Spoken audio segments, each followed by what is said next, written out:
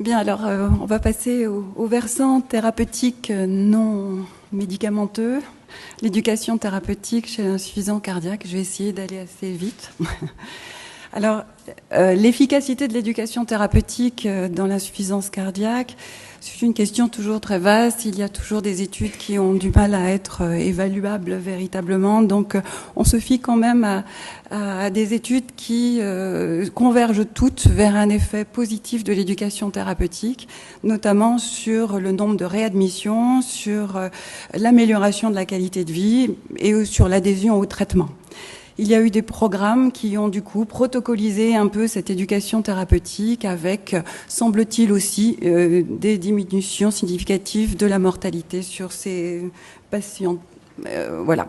Alors, de là, eh bien, une protocolisation, même des boîtes à outils déjà toutes faites, qui ont été préconisées par le programme ICAR, par la task force française. Les recommandations de la Société française de cardiologie ont donc, comme on l'a vu tout à l'heure, mis des recommandations avec un fort niveau de preuve sur l'éducation thérapeutique pour l'insuffisant cardiaque.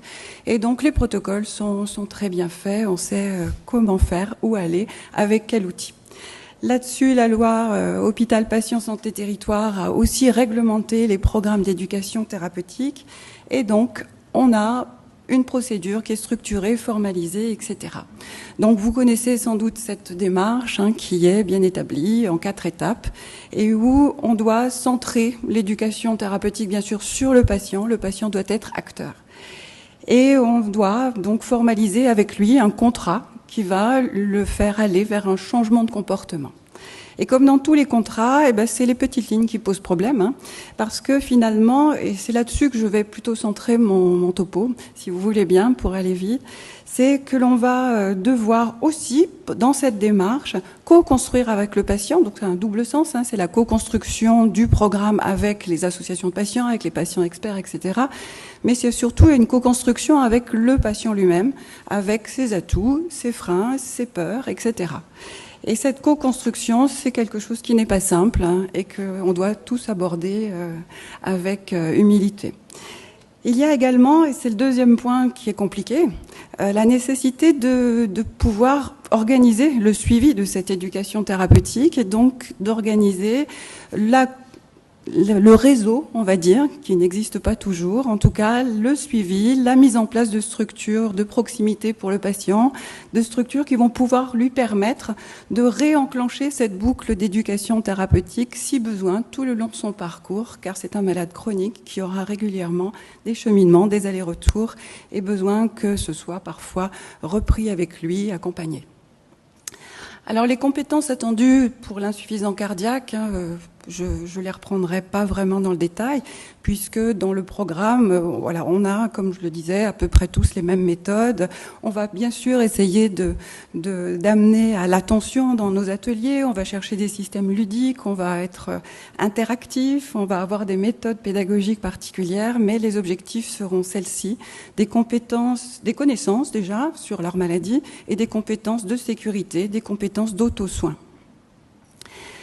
Alors on finira aussi par aboutir à des plans d'action. Un plan d'action pour l'insuffisance cardiaque, c'est savoir relever les signes d'alerte de décompensation et savoir également réagir pour adapter le traitement. Ça peut être adapter son traitement diurétique, adapter également son comportement à une phase de décompensation et puis surtout savoir qui appeler, à quel stade appeler, avoir des points de repère par rapport à son suivi santé. Alors les freins, voilà, j'en reviens là parce que c'est quand même quelque chose qui va vraiment être important d'aborder. Les freins au changement, on en a tous, et le patient malade chronique aussi, bien sûr. Ils sont nombreux, ils sont multifactoriels parce qu'ils peuvent être extrinsèques, comme les facteurs environnementaux, des facteurs économiques. Ça peut être également l'ignorance, tout simplement, le défaut de compréhension, parce que les mots médicaux ne correspondent pas forcément à ce qu'on attend qu'ils soient compris.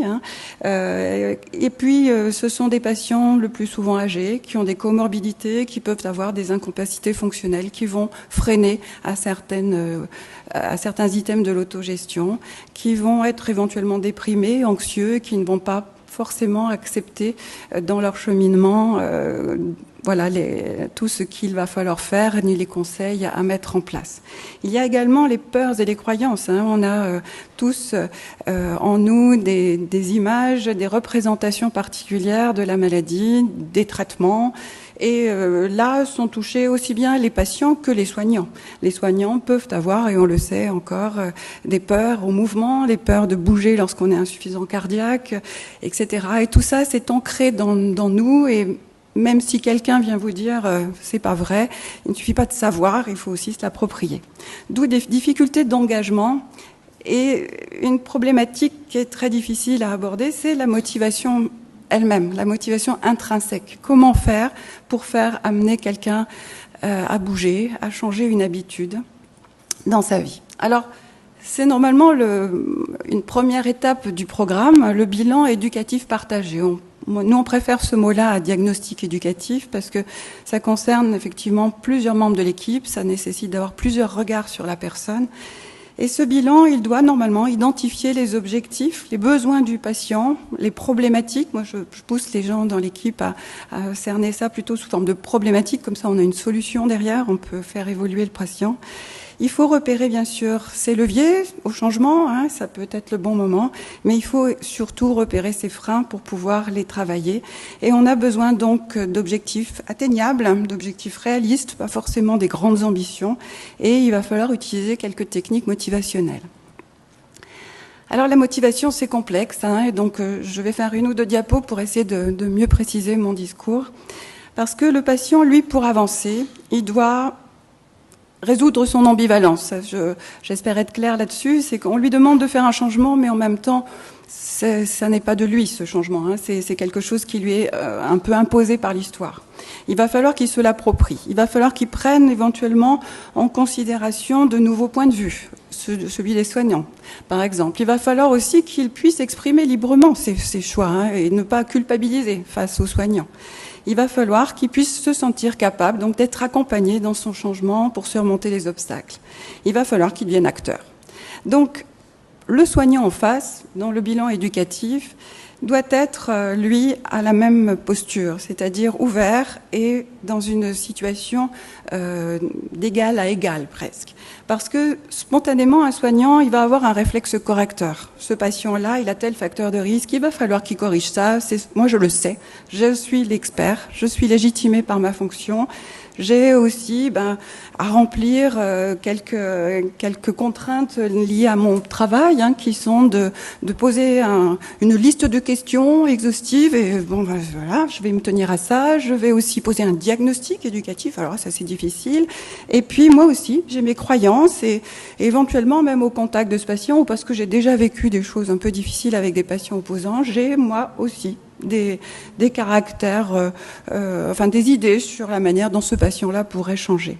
Donc c'est très difficile. Il faut poser tout ça à l'entrée avant de faire le bilan éducatif. Et donc pour ça, il nous faut une posture particulière, une posture éducative. Il nous faut une formation, à mon avis, en éducation thérapeutique.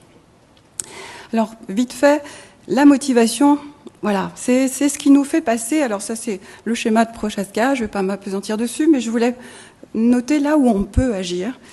C'est ce schéma qui parle du patient non concerné par le problème jusqu'à son cheminement vers concerné, un peu plus impliqué, acteur, et puis est-ce que le changement m'apporte quelque chose ou pas, toute cette rétroaction qui fait que je vais rentrer dans le changement ou je vais à l'inverse repartir en arrière. Nous, en rééducation cardiaque, je pense que l'on peut effectivement beaucoup accompagner le patient sur les premiers stades, tout ce qui est de prendre conscience du danger, avoir l'information, sentir le bénéfice possible de tout ça, puisqu'on l'a en charge pendant 4 semaines avec nous, que le groupe est important, il y a des effets miroirs entre les patients, il y a tous ces conseils. Une fois que la personne s'est saisie un peu des informations, elle va pouvoir être encouragée, on va pouvoir la mettre en situation et elle va sentir le bénéfice immédiat. Il n'empêche qu'au dernier stade, L'assister sur la partie rétroactive, c'est-à-dire une fois qu'il est rentré chez lui, comment est-ce que ce changement finalement est vécu, à quoi il se confronte, quelles problématiques. Ça, c'est beaucoup plus difficile et c'est là le rôle du réseau, le rôle du suivi du programme d'éducation thérapeutique à la sortie. Alors, c'est vrai que nous, on a mis en place une consultation de suivi à 3 mois pour l'aider à reprendre justement ce qui ne va pas, ce qui lui a été difficile, etc., ce qui permet de renforcer positivement, je l'espère, ce processus. Mais tout le reste, le maintien, là, nous échappe complètement et c'est tout le rôle des médecins référents, je crois, et des structures d'éducation thérapeutique qui interviendront après. Alors, en rééducation cardiaque, on a quand même effectivement une belle place, je trouve, pour l'éducation thérapeutique, puisqu'on a l'émulation du groupe, les patients sont imprégnés pendant 4 semaines dans une vie où ils vont enfin s'occuper d'eux. C'est pas si souvent que ça dans la vie qu'on a 4 semaines pour s'occuper de soi. Et ils sont souvent dans une phase de sensibilité accrue, parce qu'ils viennent souvent de vivre un événement aigu, ils ont eu peur, ils ont besoin de nouveaux repères, et donc on arrive en général à faire que petit à petit, même ceux qui sont dans le déni tirent quelque chose de cette confrontation aux autres patients, à des bénéfices de l'éducation, à des bénéfices de l'activité physique, au bien-être accueilli. Et puis en SSR, on a une équipe pluridisciplinaire. Donc ça permet non seulement d'avoir des regards croisés, mais aussi des contacts parfois privilégiés avec l'un, avec l'autre, d'avoir des messages qui normalement sont cohérents si on a bien travaillé en équipe, transversaux, donc toujours le même, des réponses multifocales à toutes leurs questions. Et ça, c'est très, très soutenant. Alors évidemment, à l'issue du programme, je ne reviens pas sur le programme puisqu'il est standardisé, mais à l'issue du programme, on va évaluer ce qui se passe avec le patient et on va surtout lui faire un programme personnel pour continuer derrière. Donc les évaluations, ça peut être varié, chacun a ses outils, mais effectivement, on va pouvoir réévaluer avec lui ses objectifs initiaux, voir un peu comment il a avancé sur ses connaissances, sur ses compétences de sécurité, sur ses activités de la vie quotidienne, on va voir sa qualité de vie, etc. Mais voilà, va se poser, alors je vous ai mis aussi un radar, nous on fait comme ça pour visualiser le chemin parcouru, le chemin qu'il reste à parcourir, et faire un programme personnel en fin de rééducation. Le suivi va poser problème.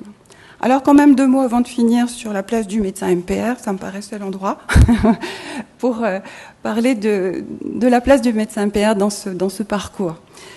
Là, il se trouve que l'insuffisant cardiaque n'a même pas un handicap invisible comme pourraient l'avoir les coronariens, mais souvent ce sont des patients très invalidés par leur dyspnée, par leurs limitations dans la vie quotidienne. Donc on est véritablement face à des patients en situation de handicap. De plus, ce sont souvent des patients âgés, on l'a dit, avec des comorbidités, des déficits d'autonomie, de mobilité, ce qui permet d'avoir une autre approche. Et l'approche globale doit être donc une approche conjuguée qui est, il me semble, cardiologique et de réadaptation. L'évaluation des capacités restantes va aussi permettre du coup d'adapter le programme, qu'il soit de réentraînement ou d'éducation thérapeutique, à cette personne-là en fonction de ses possibilités d'auto-soin. Et la rééducation et le TP, c'est une diapositive piquée à quelqu'un, se rapprochent beaucoup dans l'objectif, bien sûr, puisque l'objectif c'est l'autonomisation du patient, c'est l'apprentissage de l'autogestion et du vivre avec cette maladie-là. Et donc, on va être de toute façon bien corrélés. Voilà, donc je plaide pour la double intervention MPR cardio sur les parcours de rééducation cardiaque, car il me semble que cette coordination en équipe pluridisciplinaire est particulièrement importante en éducation thérapeutique. C'est beaucoup de temps et c'est beaucoup d'énergie à faire que les chefs d'orchestre, qui soient la double tête, maintiennent le message, un message cohérent, un message qui n'est jamais contradictoire, parce que sinon les patients vont s'engouffrer dedans, qu'effectivement l'équipe reste dynamique dans cette posture éducative et qu'on ne lâche pas. Les relais, eh bien ça reste aussi à faire, mais avec une double tête, on a des relais, on a des filières différentes, et c'est vrai que autant les cardiologues ont souvent le lien avec les cardiologues référents, autant le médecin rééducateur va pouvoir faire appel aux structures de proximité et aux paramédicaux. Voilà pour la conclusion. Je pense qu'effectivement, l'éducation thérapeutique a une place très importante dans le parcours de l'insuffisant cardiaque. La démarche est essentielle. La posture éducative des soignants est essentielle et à mon avis même dès le début, dès l'annonce de la maladie chronique. Le SSR cardiovasculaire a une place privilégiée pour ça, pour que le patient prenne conscience qu'il faut qu'il s'occupe de lui. Et effectivement, le suivi en ETP reste à améliorer, ça reste un travail important à mettre en place. Voilà, je vous remercie. Merci.